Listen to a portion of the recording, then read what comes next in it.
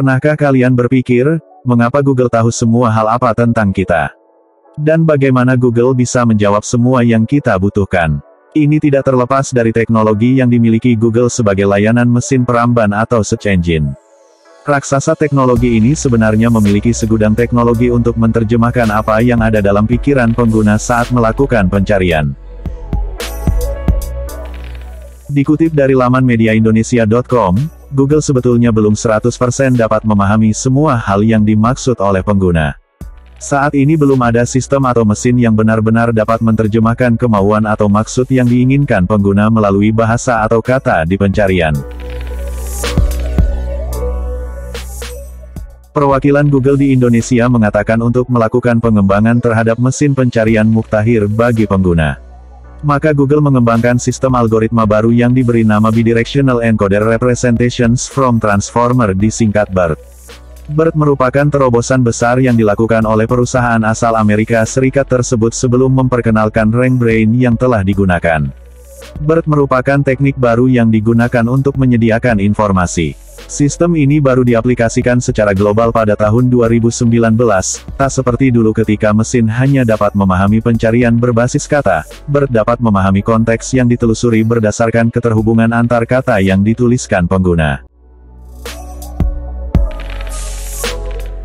Di samping itu, BERT juga bisa memahami 1 dari 10 pencarian dalam bahasa Inggris. Dari pengembangan teknologi ini, nantinya BERT memiliki kemampuan memahami 25 bahasa termasuk bahasa Indonesia. Hal ini untuk membantu apa yang diinginkan oleh pengguna.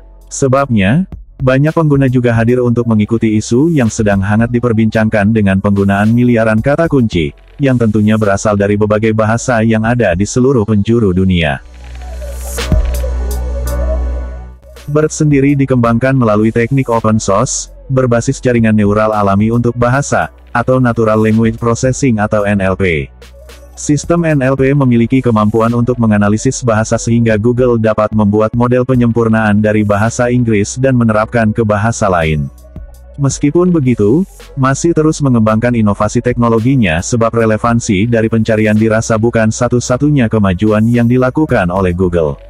Saat ini pun, Google tengah melakukan perubahan kembali pada perangkat keras yang dimiliki untuk mencapai kemajuan. Maka dari itu, Google kemudian memilih mengembangkan dan menggunakan superkomputer terbaru yaitu Cloud TPU V3 POTS. Hal lain yang mungkin kalian pernah berpikir adalah, dari mana Google mendapatkan data pengguna Google itu sendiri? Perusahaan Google mendapatkan informasi melalui berbagai layanan yang Google sediakan. Google mendapatkan data dari layanan yang dipakai oleh pengguna. Berikut beberapa layanan yang sering dipakai oleh pengguna sehingga Google mendapatkan data dari para pengguna itu sendiri. Layanan yang pertama adalah Gmail. Gmail adalah aplikasi seluler yang dimiliki Google. Pengguna dapat mengakses Gmail dalam surat web HTTPS, protokol POP3, atau IMAP4. Tentunya saat mendaftar, pengguna akan memasukkan data diri, mulai dari nama, alamat, nomor ponsel dan sebagainya. Layanan yang kedua adalah Google Chrome. Layanan Google Chrome merupakan web browser yang paling banyak digunakan di dunia. Saat menggunakan Chrome, Google akan menyimpan semua data tentang situs yang pernah dikunjungi oleh pengguna. Layanan yang ketiga adalah aplikasi Google Maps. Aplikasi Google Maps berfungsi mengumpulkan data tentang lokasi hingga tempat yang pernah dikunjungi. Google dapat memperoleh akses data ini ketika pengguna aktifkan navigasi dan Global Positioning System atau GPS. Layanan yang keempat adalah Google Search. Layanan ini merupakan mesin pencarian yang akan mengumpulkan riwayat atau histori. Semua pencarian yang dilakukan pengguna di web akan dicatat oleh Google Search atau mesin pencarian.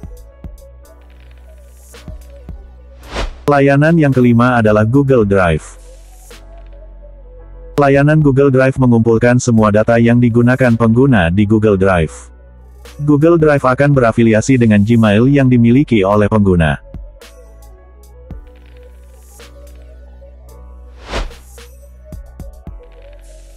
Selain yang telah disebutkan, tentu masih banyak lagi layanan lainnya yang digunakan Google untuk menghimpun data pengguna, seperti YouTube, Android, Google Foto, dan lain sebagainya.